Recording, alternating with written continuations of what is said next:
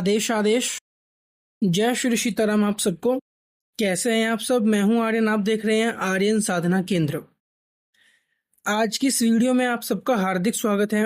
आज की इस वीडियो में हम बात करने वाले हैं कि कैसे आप हवन करके मंत्रों की ऊर्जा को बढ़ा सकते हैं। लेकिन मुख्य बात क्या है कि हवन कैसे किया जाता है, हवन की क्या विधियां होती हैं। अब हम इस चैनल पे क्या करने वाले हैं, पूजा के पूर्ण विधान, तांत्रिक पूजा, ठीक है, एक गृहस्थ की पूजा, उन सब के लिए हम यहाँ पे अब ये शुरू कर रहे हैं कि हम उनके लिए वीडियोस डालेंगे।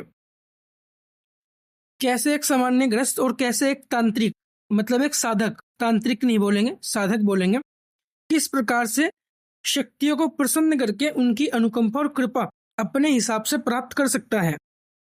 तो ठीक है, आज की ये वीडियो शुरू करने से पहले बताना चाहूंगा, हमारी गुरु दीक्षा की फीस 5100 रुपये है, सात्विक की 6100 रुपये, तामसिक के। घर में कोई खाता पीता है तो आप तामसिक दीक्षा लें, लेकिन आप कभी भी कुछ खाए पिएंगे नहीं, ये हमारा विधान है। बाकी दीक्षा का पूर्ण विधान डिस्क्रिप्शन में वीडियो है, उस पर वीडियो की लिंक है, उस पर क्लिक करके आप लोग देख सकते हैं।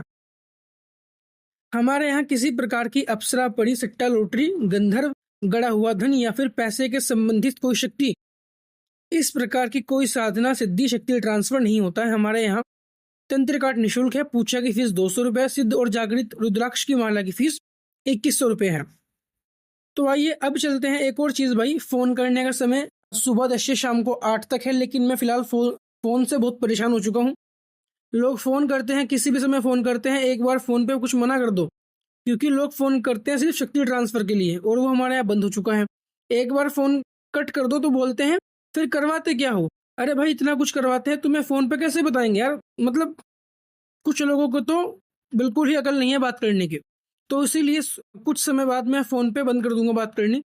आप व्हाट्सएप पे मुझे मैसेज कीजिएगा और मैं आपको फिर कॉल करूंगा, ठीक है। अगर आपका जो मैसेज है वो एक्चुअल में सही हुआ, जो काम मैं करता हूँ, जो कार्य मैं करता हूँ, उसके संबंधित वो चीज हुई, ठीक है। अब चलते हैं जानकारी की तरफ। सबसे पहली बात, हम हवन क्यों करते हैं? ताकि आपकी शक्तियां तृप्त हों। अब यहाँ पे हवन कितने प्रकार के होते हैं? हवन बहुत ही प्रकार के हैं। हवन की बृहद विधि है। अब हवन में पहले प्रकार जानते हैं। देखिए, तंत्रिकाट का हवन अलग होता है, मंत्र को पोषित करने का हवन अलग होता है। देखिए, दो चीज होती हैं, एक तो किसी को सिद्ध करना, दूसरा उससे कार्य करना, ठीक है। हमारे यहाँ पे दो चीजें हैं। जैसे कि अब इसमें क्या है, सिद्ध करने में क्या है, शाबर मंत्र भी है और वैदिक मंत्र भी है, ठीक है, और तांत्रिक मंत्र भी है। इसके बाद क्या मामला है कि शाबर, वैदिक, तांत्रिक सब कुछ ठीक है, कोई बात नहीं। अब इसके बाद फिर क्या आता है? इसके बाद ये है कि शक्तियां कौन सी है, काली है, भैरव है, दुर्गा है, क्योंकि सब में सब सामग्री नहीं उपयोग कर सकते हैं। लोग क्या बोलते हैं, लौंग का हवन कर लो, लोग क्या बोलते हैं, तिलों का हवन कर लो, काले तिलों का, सरसों का हवन कर लो। भाई तुम करवा क्या रहे हो? अरे पहले पूछ तो लो कि अगला आदमी गृहस्थ है कि नहीं है, शादी हुई है नहीं हुई है, तुम उसे फंसा दोगे। यूट्यूब पे ना ज्ञान किसी को नहीं है, ठीक है, इन्हें बस ज्ञान पेलना है, फिर भी है किसी को नहीं इनमें से, ठीक है ना। हाँ, कुछ चैनल हैं जो अच्छे हैं, ठीक है। और आज हम अब चर्चा करने वाले हैं कि सबसे पहली बात, अगर आप एक साधक हैं तो आप किस प्रकार से हवन करेंगे। सबसे पहली बात, हवन कुंड कभी भी लोहे का नहीं होगा। जो लोग सोचते हैं कि लोहे के हवन कुंड में, जिसे बोलते हैं तसला, उसमें हवन कर लेंगे, तो ये आपकी सबसे बड़ी मिस्टेक और गलती है। क्योंकि लोहे का जो तसला यानी कि हवन कुंड आप लोग प्रयोग करते हैं, वो इस्तेमाल होता है मारण में और वशी, मतलब इस प्रकार की चीजों में उपयोग होता है। लेकिन वो गृहस्थ के लिए और एक साधक के लिए, जो लोक कल्याण की इच्छा मन में रखता है, उसके लिए कदापि नहीं हो सकता, बिल्कुल भी। एक कॉपर का, ठीक है, बनवा लीजिए, कॉपर का हो या फिर कोई पित्तल का बड़ा पात्र हो, ठीक है, उसमें हवन कीजिए। दूसरी बात, हवन करने की विधियां होती हैं। पहले मेखला बनाओ, ठीक है, उसके बाद उस पर शिव का आह्वान, ब्रह्मा विष्णु का आह्वान, उसके बाद विश्वकर्मा का आह्वान, उसके बाद कुशा से भगवान सूर्य नारायण की, सूर्य की जो पत्नी है, उनको वस्त्र देना, उसके बाद फिर जो शमशान की अग्नि होती है उसको निकालना, ठीक है, आग्नेय कोण में रख के। इस प्रकार से अनेकों अनेक चीजें होती हैं। हवन करके मैं बताने वाला हूं कुछ समय बाद, ठीक है, वीडियो डालूंगा हवन करते हुए की भी। दिक्पाल की बलि होती है, क्षेत्रपाल की बलि होती है, कैसे करोगे? समझा क्या है अब तक हवन के विषय में? कुछ नहीं, बस ये है कि उठाया, गोसा गर्म करा, घी डाला, कपूर से आग लगाई, देवता का आह्वान करा, 2-3 आहुति दी कि पितृदेव की गणेश, ठीक है, गुरु और कुल देवी कुल देवता क्षेत्रपाल, 4-5 आहुति दी और बस शुरू हो गए। एक्चुअल में ये विधान ही नहीं है, ये विधान ही पूर्णतः गलत है और ये तुम्हारे घर में लड़ाई झगड़े करवाएगा और तुम्हारे मंत्रों में ऊर्जा भी नहीं बनेगी। इसके बाद एक गृहस्थ के लिए किस प्रकार की सामग्री हवन में प्रयोग होती है, जैसे कि अगर काली के मंत्र हैं, रक्षात्मक मंत्र है, उसमें क्या करोगे, गूगल लो, उनकी 108 गोली बनाओ, घी में डुबाओ और उससे आहुति करो, वो सबसे अच्छा विधान है रक्षात्मक मंत्रों के लिए।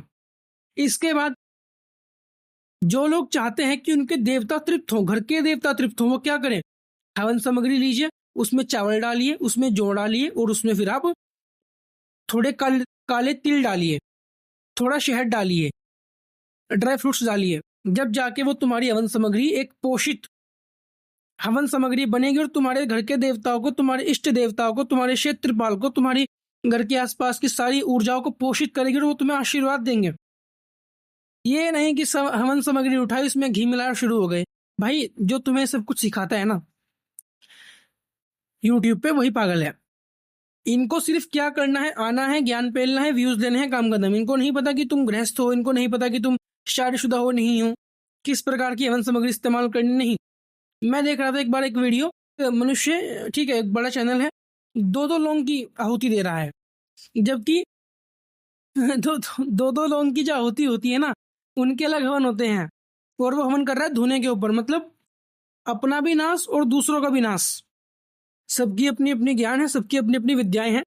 हम अब किसी के विषय में बात नहीं करेंगे, हम सिर्फ ये बोलेंगे हवन करना है तो पहले हवन की विधियों को जानो, किस प्रकार की शक्ति का हवन कर रहे हो पहले उसे जानो, किस प्रकार के मंत्र का कर रहे हो उसे जानो। अगर वैदिक मंत्र है तो फिर सिंपल जो मैंने बोला है, आप जो है हवन सामग्री, जौ, चावल, काले तिल और भाई शहद और ड्राई फ्रूट्स, ये मिला के आप आहुति करो। शाबर मंत्र है, रक्षात्मक मंत्र है, तो गूगल की 108 गोलियां बनाओ, घी में डुबाओ और उससे आहुति करो।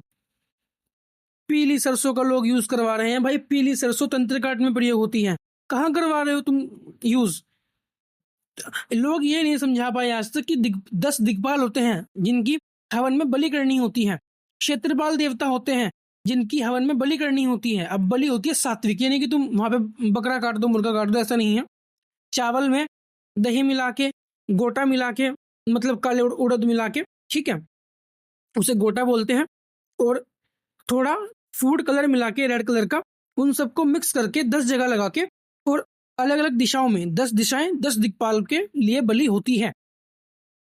कौन समझाएगा, मतलब समझाने वाला कौन है, आएंगे बताएंगे चले जाएंगे, फिर तुम्हारा नाश होगा, तुम्हारे घर वालों का नाश होगा और तुम्हारा नाश होगा। ऐसा मत कीजिए। सबसे पहली बात, हवन कुंड लोहे का ना हो। दूसरी बात, कॉपर का हो या पित्तल का हो या फिर मिट्टी का हो। सबसे मेन बात, या फिर आप बनवा लीजिए अपने घर में कहीं भी पंडित को बुला के वास्तु के हिसाब से।